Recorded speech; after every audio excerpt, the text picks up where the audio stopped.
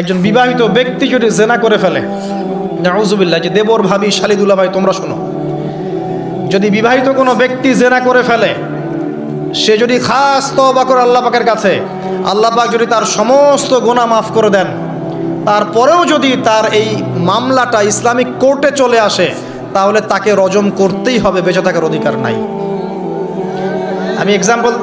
আমি দলিল দিচ্ছি, শোনেন। নবী সাল্লাল্লাহু আলাইহি ওয়াসাল্লামের একজন সাহাবী, মহিলা সাহাবী, তিনি পাপ করে ফেলেছেন। কি করেছেন? জেনা করে ফেলেছেন। বিবাহিত ব্যক্তি ছিলেন।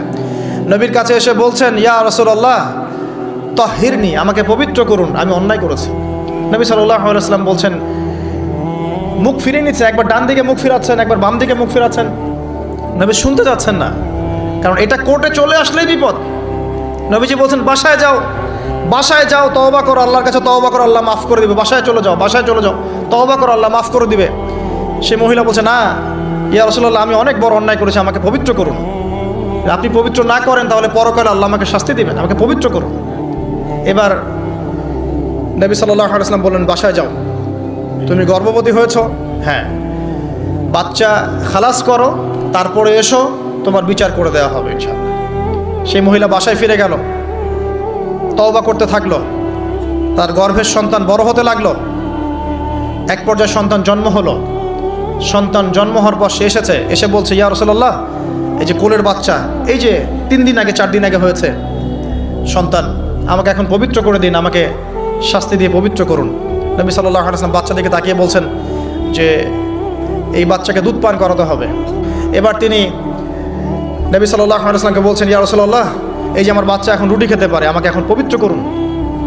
নবী সাল্লাল্লাহু আলাইহি ওয়াসাল্লাম একজন মুসলিমকে বললেন, এই বাচ্চার দায়িত্ব কে নিতে পারবে? একজন মুসলিম সাহাবী বললেন যে আমি নিব ইয়া রাসূলুল্লাহ। তখন তার হাতে বাচ্চাকে সোপর্দ করা হলো।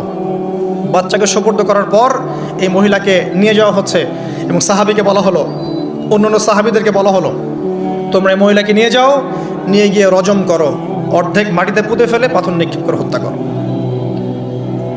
এবার সাহাবীরা এই কাজ করছেন। খালিদ বিন ওয়ালিদ রাদিয়াল্লাহু আনহু, বিখ্যাত বীর সাহাবী, তিনি তখন মুসলিম হয়েছেন এবং অনেক যুদ্ধের নেতৃত্ব দিচ্ছেন। তিনি একটা পাথর নিক্ষেপ করেছেন।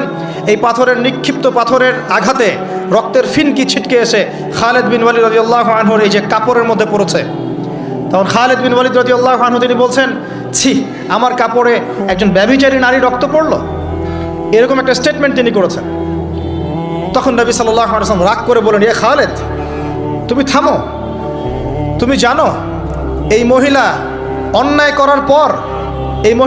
করার পর এমন তওবা আল্লাহর কাছে করেছে, এত বেশি তওবা সে আল্লাহর কাছে করেছে, এত বেশি তওবা আল্লাহর কাছে করেছে বিগত এই সময়গুলোতে, এই তওবা যদি পুরো মদিনাবাসীর মধ্যে ভাগ করে দেওয়া হয় তবুও কম হবে।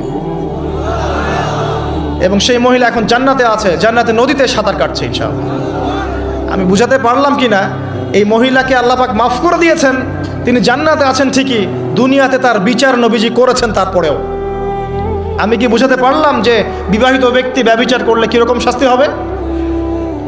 এরপরেও যারা এখন ওই জেনার অপরাধে লিপ্ত আছেন, অবিবাহিত হন আর বিবাহিত হন, আল্লাহর ওয়াস্তে আজকে গভীর রাত্রে গিয়ে তওবা করবেন, রাত্রেবেলা ওযু করবেন, জায়নামাজে দাঁড়াবেন,